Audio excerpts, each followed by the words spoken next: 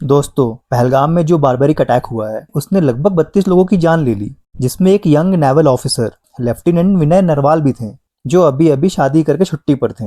ये सिर्फ एक टूरिस्ट अटैक नहीं है, ये एक टारगेटेड हिंदू मैसेकर है। सिंपल और सीधा। ध्यान से सुनो। इन टेररिस्ट ने ना लैंग्वेज पूछी, ना जाति, ना रीजन। सिर्फ एक चीज पूछी, रिलीजन। नाम चेक किया, पैंट्स को अनजिप किया कंफर्म करने के लिए, और फिर बोला दे आर हिंदूज, और गोली मार दी। ये कोल्ड ब्लडेड रिलीजियस मर्डर था। फिर भी कुछ शेमलेस एलिट्स चिल्लाते हैं टेररिज्म हैज़ नो रिलीजन। कब तक ये वाइट वॉशिंग चलेगा? पहलगाम में जिनका खून बहा उनका नाम है हिंदू।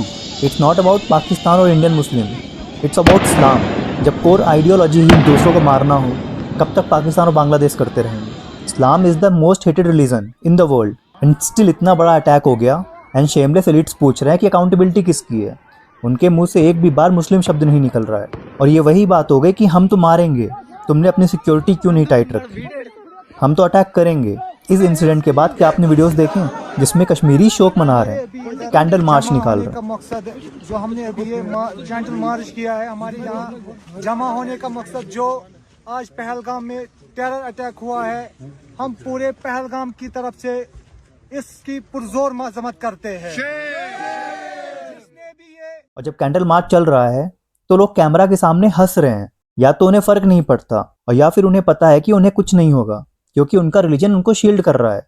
वो लोग उन्हें नहीं मारेंगे। हिंदुओं को पूछ पूछ के मारा गया है। और कुछ खबर ऐसी भी चल रही है क्योंकि वहां पे नेवी के और आईबी के पर्सनल्स थे, तो लोकल होटल्स ने उस चीज को लीक किया कि वो किस होटल्स में रुके हैं, वो किस स्पॉट में हैं। और एक खबर ये भी चल रही है कि 19 को मोदी जी को जम्मू जाना था। और कुछ सोर्सेस से ये भी समझ में आ रहा ये लोग उनके प्राइम टारगेट्स नहीं थे। 19 को मोदी जी का विजिट था जम्मू कश्मीर में, जिसे आईबी के इनिशियल्स के बाद रद्द कर दिया गया था।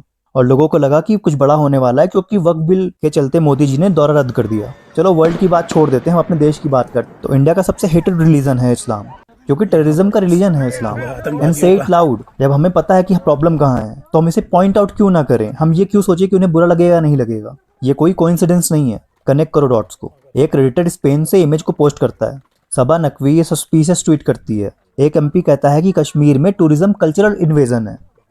ये जो चल रहा है इस वक्त, जिसे टूरिज्म कहते हैं, ये टूरिज्म नहीं है मेरी नजर में ये कल्चरल इन्वेजन हो रहा है, by purpose and by design. जब पीएम मोदी जिद्दा में थे और वाइस प्रेसिडेंट इंडिया में, और अमरनाथ यात्रा का रजिस्ट्रेशन चल रहे हैं, तब ये अटैक एक क्लियर मैसेज है, एक ओपन चैलेंज है। अब वक्त आ गया है कि इन टेररिस्ट जो कि देश के बाहर हैं, उन्हें, और जो देश के अंदर हैं, सबसे पहले इन्हें साफ करने का।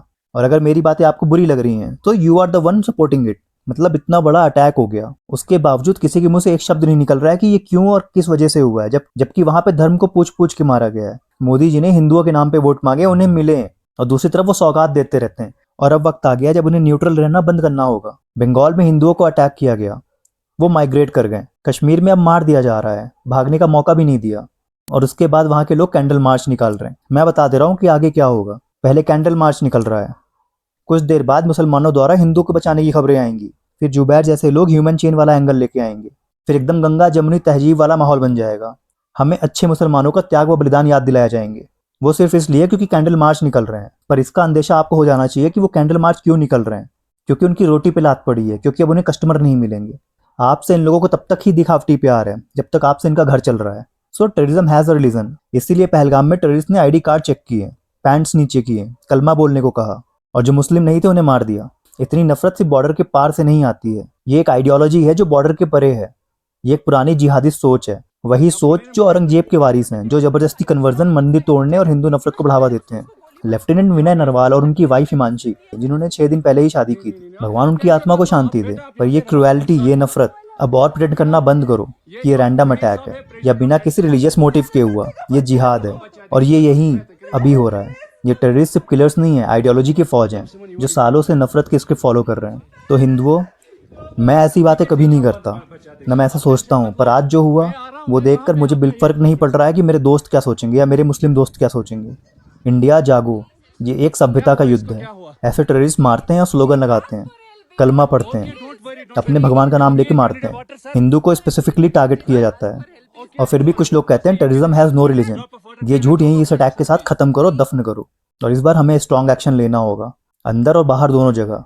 न्यूट्रल रहना अब मुमकिन नहीं। जब तक हमारे लोग मर रहे हैं, कैंडल मार्च नहीं चलेगा। ये अटैक एक क्लियर मैसेज, एक डायरेक्ट चैलेंज है। अब वक्त है जवाब देने का।